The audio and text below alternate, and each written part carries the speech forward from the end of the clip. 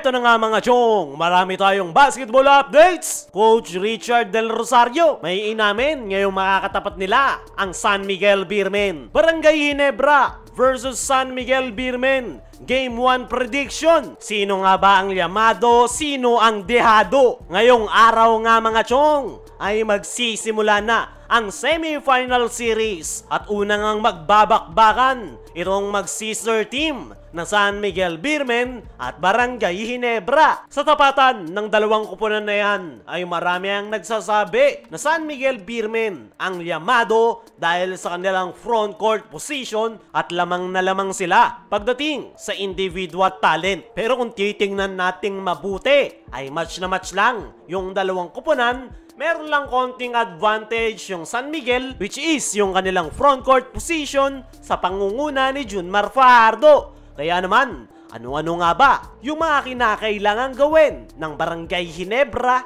para makuha ang panalo?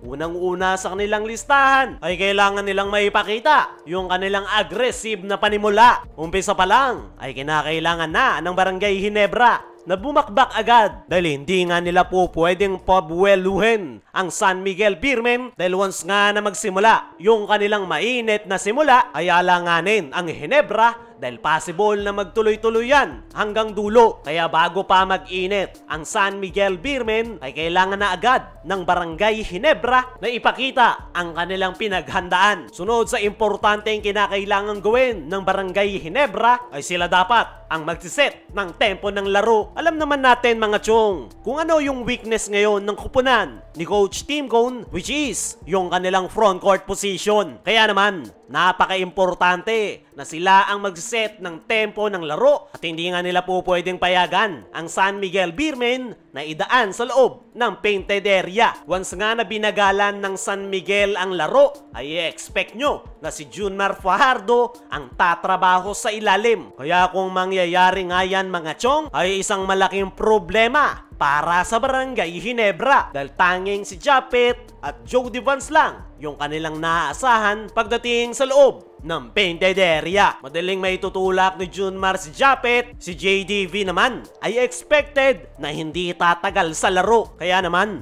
napaka-importante na Barangay Ginebra yung magsiset ng tempo na papabor sa kanilang game style. Sunod sa kinakailangan gawin ng Barangay Ginebra ay idaan sa bilis at outside shooting ang laro. Gaya nga ng sabi natin kanina ay hindi nila po pwedeng payagan ng San Miguel na bagalan at idaan sa painted area ang laro. Bagos, kailangan nga nilang idaan sa bilis at outside shooting dahil yan nga yung game style na ginagamit ngayon ng Barangay Ginebra at effective na effective sa pangunguna nitong sila Scotty Thompson, Stephen Holt, Maverick Ahanisi at RJ Abarrientos. Mabibilis nga yung mga gwardya na yan ni Coach Tim Cone at the same time ay deadly nga ang mga ito pagdating sa 3-point area. Kaya naman, mas malaki yung chance ng Ginebra na manalo kung idadaan nila sa bilis at outside shooting ang laro. Sa ganyang laro nga rin nahirapan ang San Miguel Beermen sa quarterfinals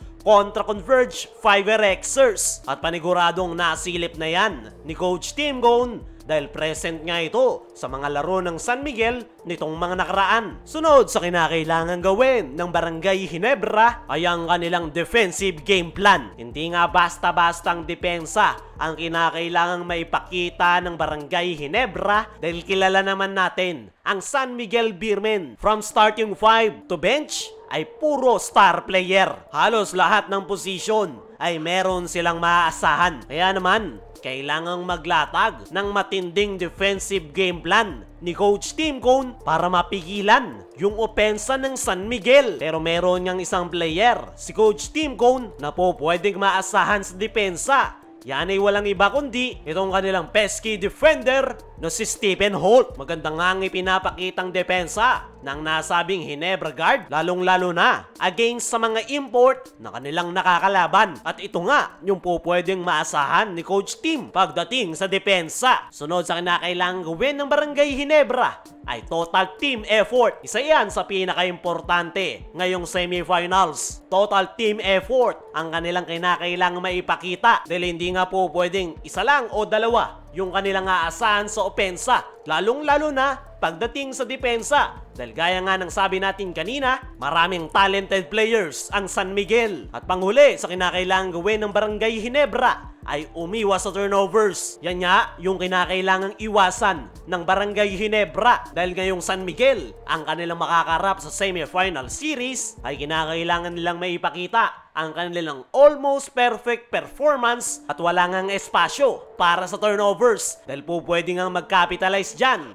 ang San Miguel Beermen. At para sa ating game prediction mga chong, ay expect nyo na dikit ang magiging bakbakan ng dalawang koponan. Dumako naman tayo dito sa kabilang balita. Coach Richard Del Rosario, may inamin ngayong makakatapat nila ang San Miguel Beermen. Ngayon nga na San Miguel ang makakatapat ng Barangay Ginebra, ay natanong nga itong si Coach Richard kung paano nila pipigilan si Junmar Fajardo. Ang sagot nga nito ay wala nga daw silang player na ipangtatapat kay Junmar. Hindi nga lang daw ito ang kinakailangan nilang tutukan dahil marami raw talented players ang San Miguel. Pero yung nakikita nga ni Coach Richard na po pwede nilang magamit kontra San Miguel ay yung tactics na ginawa ng Converge 5RXers kung saan dinaan nila sa bilis at outside shooting. At yan nga raw yung i-apply ng Barangay Ginebra ngayong makakatapat nila sa semifinal series ang San Miguel. Pero hindi nga daw po pwedeng takbo lang ng takbo yung kanilang mga players. Kailangan na ibalanse with accurate execution ng kanilang triangle offense. Sa ngayon ay focus na raw ang Barangay Ginebra sa darating na Game 1 at umaasa si Coach Richard na makukuha nila ang panalo. Kaya mga chong, ano masasabi nyo dito kay Coach Richard Del Rosario? Ano rin yung masasabi nyo sa game prediction ng Ginebra at San Miguel Beermen? I-comment mo lang dyan sa ibaba.